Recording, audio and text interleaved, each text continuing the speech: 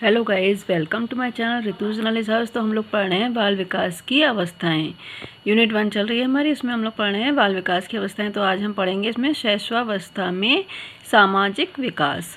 इसमें देखते हैं हम लोग शैशवावस्था में सामाजिक विकास का विवरण निम्न प्रकार है। किसने लिखा है? पहले क्रो एवं क्रो ने लिखा है कि जन्म के समय शिशु ना तो सामाजिक प्राणी होता है और ना असामाजिक, पर वह इस स्थिति में बहुत समय तक नहीं रहता है। देखिए, इससे समझते हैं हम कि जन्म के समय जो होता है शिशु ना तो सामाजिक प्राणी होता है, ना तो वह समाज की चीज़ों को वह जानता है, और ना असामाजिक। असामाजिक क्यों कहा गया है? अगर वह जब धरती पर उसने जन्म ले लिया है तो उसको हर चीज़ की आवश्यकता होती है, दूध की आवश्यकता पड़ेगी, हर चीज़ की आवश्यकता पड़ेगी, तो वह सामाजिक भी हो जाता है और असामाजिक भी होता है। तो दोनों ही स्थिति होती हैं इस टाइम पे।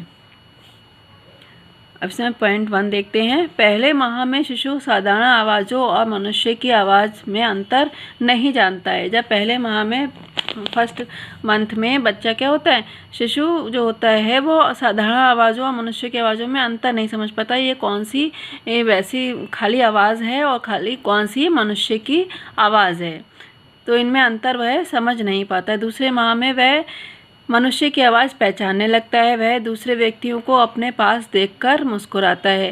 देखिए, जब 2 महीने का जो शिशु हो जाता है तो वह जानने लगता है कि ये मेरी माँ की आवाज़ है। बोलने पर, कुछ भी करने पर तो वह सिर घुमाकर देखने लग जाता है और व्यक्तियों को आसपास देखकर मुस्कुराने लगता है ना। तीसरे माह में वह अपनी माँ को पहचानने लगता है और यदि वह उसके पास से चली जाती है तो वह रोने लगता है। तो तीसरे माह में जब 3 महीने का बच्चा हो जाता है तो वह अपनी माँ को पहचानने लगता है, माँ की गोदी में ही जाकर क्या होता है, वो चुप हो जाता है ना।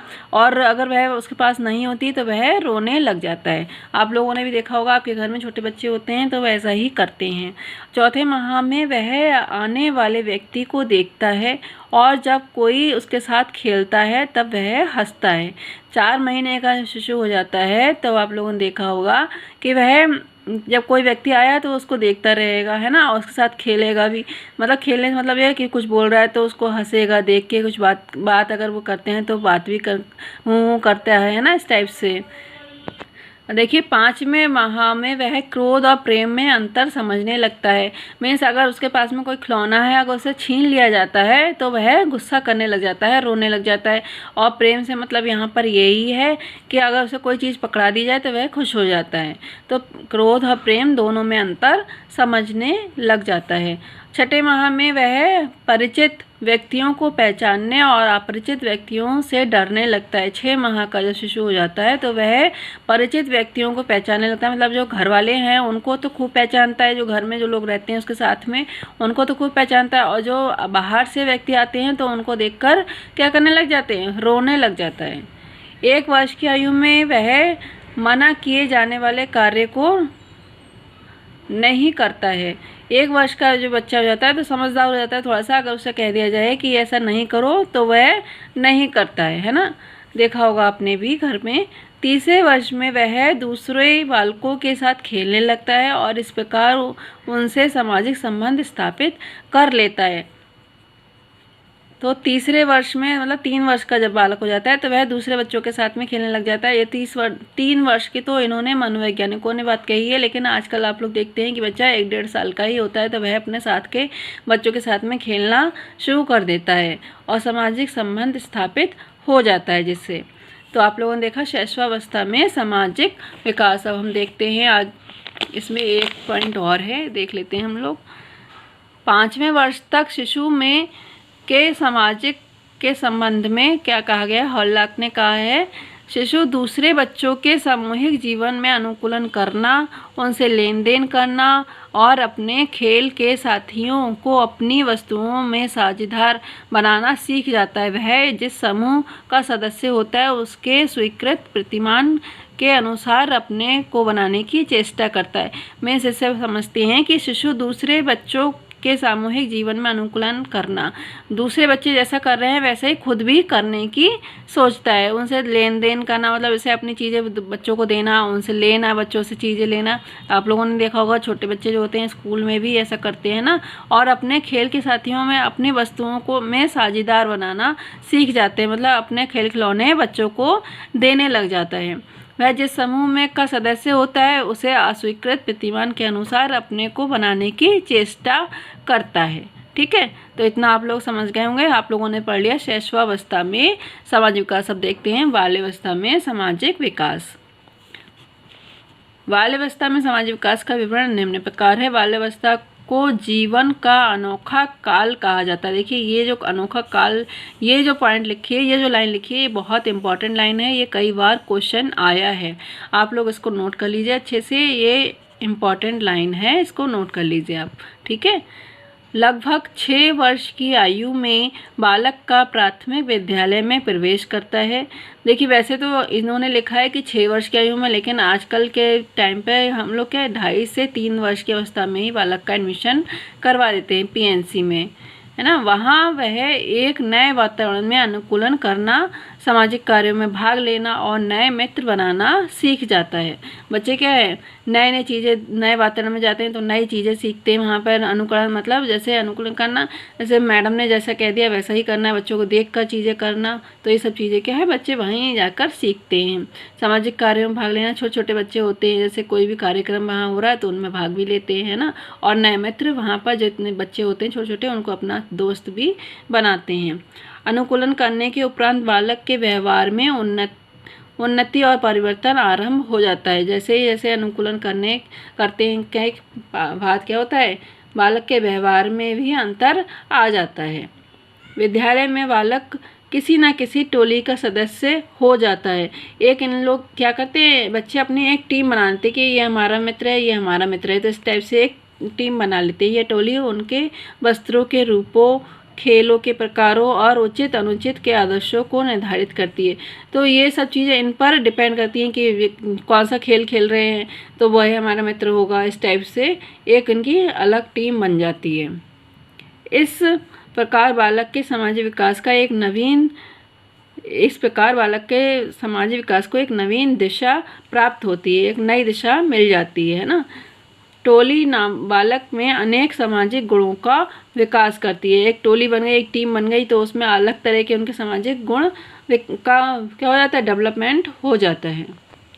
देखिए इसमें दे रखा है हर्लॉक के अनुसार टोली बालक में आत्मनियंत्रण, साहस, न्याय, सहनशीलता, नेता के प्रति भक्ति, दूसरों के प्रति सद्भावना आदि गुणों का विकास करती है। देखिए कई बार डेफिनेशन भी पूछ ली जाती है, ये इंपॉर्टेंट डेफिनेशन है इसलिए मैंने लिख दी है। हर्लॉक की टोली बालक में आत्मनियंत्रण करती है ना, साहस पैदा करती है, न्याय, सहनशीलता और क्या है ये, नेता के प्रति भक्ति। नेता मतलब एक उनकी टीम का एक लीडर होता है, उनके वो जो उसने कह दिया वही वह बात मानेंगे। दूसरों के प्रति सद्भावना आदि गुणों का विकास करती है। दूसरी डेफिनेशन है इसमें एलिस क्रो के अनुसार बालक में नई बातों की खोज करने की रुचि उत्पन्न हो जाती है। वह अपनी टोली, पड़ोस, विद्यालय और अन्य स्थानों के व्यक्तियों के संबंध में नई बातों की खोज करता है और अपने साथियों को उन्हें बताने में गर्व तथा आनंद का अनुभव करता है।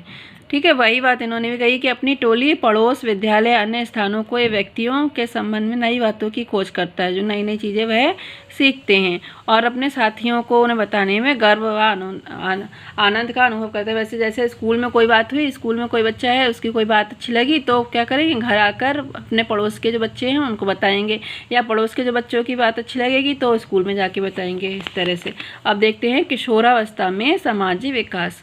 बालक और बालिकाएं दोनों अपने अपने समूह का निर्माण करते हैं। इन समूहों का प्रमुख उद्देश्य होता है मनोरंजन, जैसे पर्यटन, पिकनिक, नृत्य, संगीत आदि।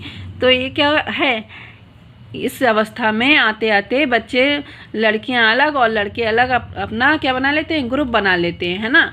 इसमें मनोरंजन करते हैं, जैसे पर्यटन, घूमने जाना है, पिकनिक करना है, नृत्य करना है, नृत्य मतलब डांस वगैरह, संगीत आदि। ठीक है। बालकों में अपने समूह के प्रति अत्यधिक भक्ति होती है।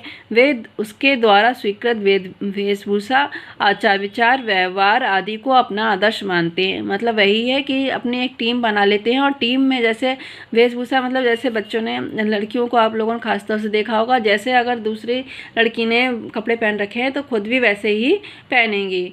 आचार विचार, मतलब उनके जो आचार विचार हैं, विचार जो हैं वो मिलते जुलते ही होते हैं और व्यवहार भी एक दूसरे से मिलता जुलता ही होता है। वही उन्हीं लोगों को वो अपनी टीम में शामिल करते हैं। इस अवस्था में बालक और बालिकाओं का अपने माता पिता से किसी न किसी बात पर संघर्ष या मतभेद हो जाता है। यदि माता पिता उनकी स्वतंत्रता का दमन करके उनके जीवन को अपने आदेशों के साँचे में ढालने का प्रयत्न करते हैं तो नए खून में विद्रोह की भावना चित्कार कर उठती है। मीन्स ये यहाँ पर कहने का मतलब यही है कि बच्चे इस अवस्था में जो होते हैं बहुत ज़्यादा, मतलब बहुत वो होते हैं, संघर्ष करने वाले होते हैं। इस अवस्था में अगर बच्चों से कोई भी बात कहोगे तो वो मानेंगे नहीं, वो है सोचते हैं कि जो हम कर रहे हैं वही सही है। ठीक है। फोर्थ देखते हैं इसमें लास्ट पॉइंट। किशोर बालक अपने भावी व्यवसाय का चुनाव करने के लिए सदैव चिंतित रहते हैं। इस कार्य में उनकी सफलता या असफलता उसके सामाजिक विकास को निश्चित रूप से प्रभावित करती है। मीन्स यही है कि ये व्यवसाय का चुनाव करने के लिए सदैव चिंतित रहते हैं, मतलब इनमें इतनी समझ आ जाती है कि हमें आगे क्या करना है। अब जैसे देखिए 9th-10th में आते आते तो बच्चों को ये सोचने लग जाते हैं कि मैं आगे बढ़ के आगे चल के मैं इंजीनियर बनूंगी, डॉक्टर बनूंगा या कुछ भी बनूंगी, तो उसके लिए अपने विषय में ये सोचने लग जाते हैं, है ना। तो ये आज के लिए बस इतना ही। तो आप लोगों ने देख लिया किशोरावस्था में सामाजिक विकास। आज हम लोगों ने शैशवावस्था में, बाल्यावस्था में और किशोरावस्था में सामाजिक विकास पढ़ लिया है। तो आज के लिए इतना ही। मेरे वीडियो को लाइक करें, शेयर करें, चैनल को सब्सक्राइब करें। आप लोगों से यही है, और नोट्स बनाते चलें। देखिए अब पेपर होगा ही 1-2 महीने बाद, जब भी होगा पेपर, जब तक हम लोग पूरी तैयारी कर लेंगे अपनी। तो आज के लिए इतना ही। Thank you.